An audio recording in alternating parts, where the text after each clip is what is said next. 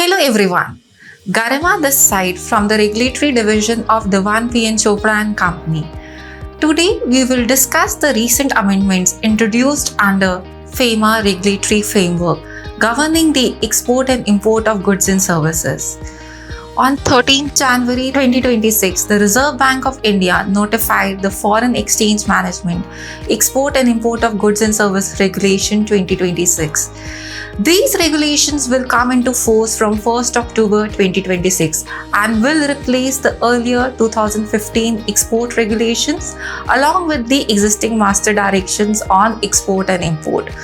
For the first time, export and import of both goods and services have been consolidated under a single structured regulatory framework. Let us now briefly discuss the key amendments introduced under this framework and accordingly start working to be ready for the compliance shift before the regulations become effective. First major change being reporting of export of services. One of the most significant changes in the formal introduction of export declaration form filing for export of services. Service exporters will now be required to submit an EDF within 30 days from the end of the month in which the invoice is raised, subject to other terms and relaxations under the regulations. This is a major compliance shift. Companies engage in services, consultancy, design, professional services must now align their internal invoicing and banking processes to ensure timely reporting.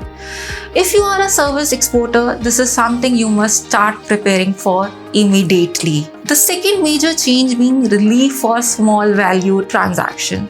This is also a welcome relief for smaller transaction. Export and import transaction up to 10 lakh per shipping bill or invoices can now be closed in ADPMS and IDPMS on the basis of a self-declaration. This will significantly reduce documentation burden and improve operation efficiency for small value trader. The third major key change is timelines for realization of import and export payments. Under the new framework, export proceeds must be realized within 15 months, whereas exports that are invoiced or settled in INR, the timeline extends to 18 months. However, if exports proceeds remains unrealized for 1 year beyond the due date or extended period, the exporter can undertake further export only against full advance payment or an irrevocable letter of credit. This provision strengthened monitoring of overdues receivable. On the import side, an important flexibility has been introduced. The earlier 6 months outer limit for import payment has been removed. Now payment timelines can be determined basis mutual agreed commercial terms between importer and supplier, offering greater contractual flexibility. The fourth major change is enhanced role of AD Bank and digital monitoring. Authorized dealer bank will now play a much more central role. They will act based on board approved internal policies for extensions, write-offs, merchant in trade, documentation, monitoring, etc.